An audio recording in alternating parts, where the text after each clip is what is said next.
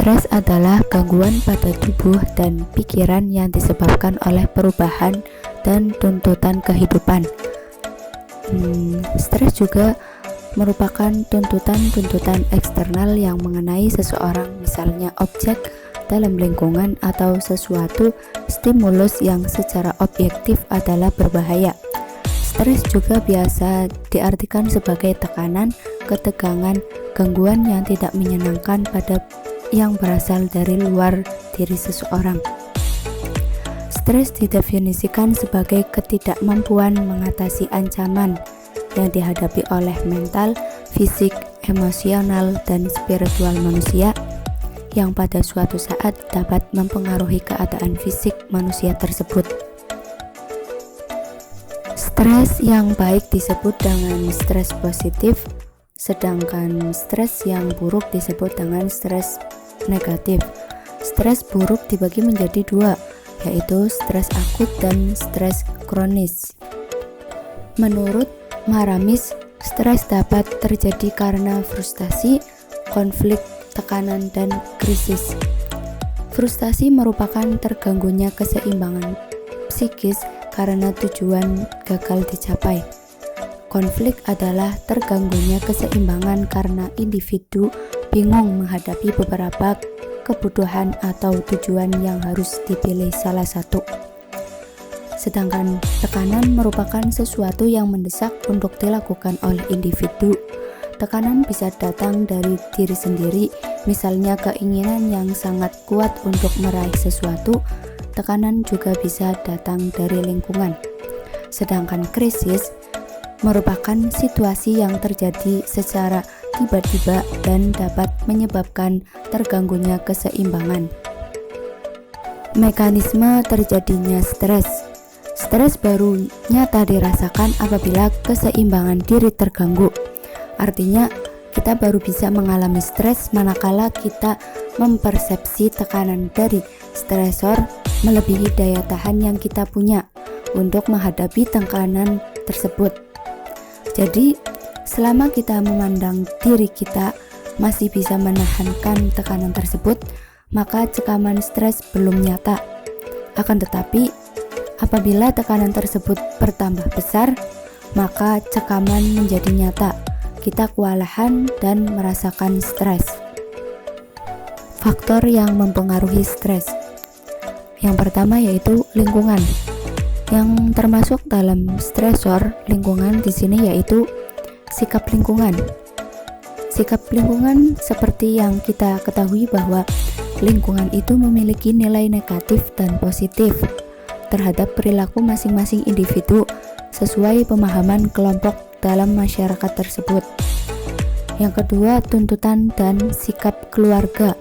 Contohnya seperti tuntutan yang sesuai dengan keinginan orang tua untuk memilih jurusan saat akan kuliah, perjodohan, dan lain-lain yang bertolak belakang dengan keinginannya dan menimbulkan tekanan pada individu tersebut. Yang kedua yaitu pada diri sendiri.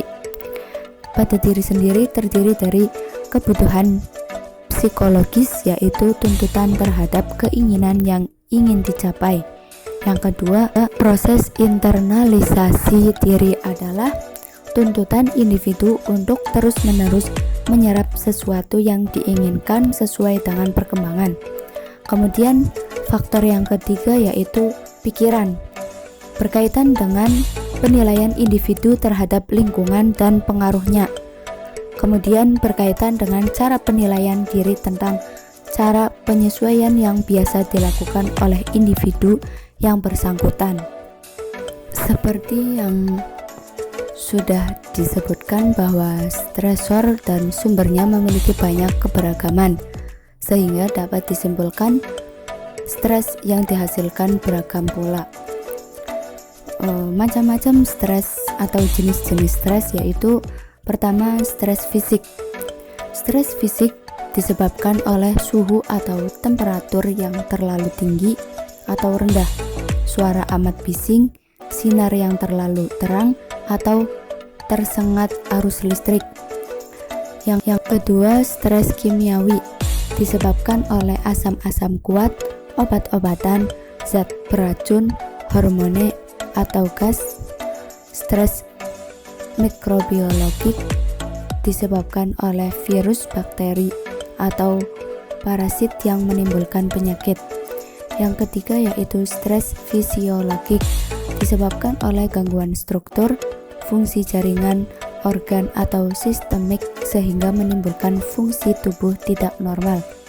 Stres proses pertumbuhan dan perkembangan disebabkan oleh gangguan pertumbuhan dan perkembangan pada masa bayi hingga tua. Putus asa adalah emosi atau perasaan yang ditandai dengan kurangnya harapan, optimisme, dan gairah. Seseorang yang mengalami kondisi ini seringkali tidak memiliki harapan dalam hidup atau sudah menyerah dengan keyakinannya untuk merubah menjadi lebih baik atau sukses di masa depan. Gejala yang mungkin terjadi jika Anda merasakan putus asa, yaitu merasa tidak berharga, kurangnya motivasi, kepercayaan diri yang rendah, kurangnya minat, kurang energi atau merasa kelelahan, kekebalan tubuh berkurang, nafsu makan menurun, gangguan tidur, kerap mengabaikan kebersihan dan penampilan, tidak mampu memenuhi tanggung jawab sehari-hari, mulai menarik diri dari aktivitas sosial. Keputusasaan juga bisa timbul ketika seseorang merasa kecil hati karena tidak puas akan suatu pencapaian, sedang berada pada situasi yang sulit, atau mengalami suatu peristiwa yang buruk. Sebagai contoh, kehilangan orang tersayang, kehilangan pekerjaan atau pengangguran, masalah finansial, memiliki penyakit kronis, hubungan yang abusive, atau mengalami pelecehan atau kekerasan. Kemudian cara mengatasi putus asa, yang pertama yaitu akui dan pahami perasaan, yang kedua tenangkan pikiran, yang ketiga hindari hal-hal yang mempersulit keadaan, yang empat jangan membanding-bandingkan, yang kelima berkumpul dengan orang yang positif, yang keenam memecahkan persoalan secara tenang.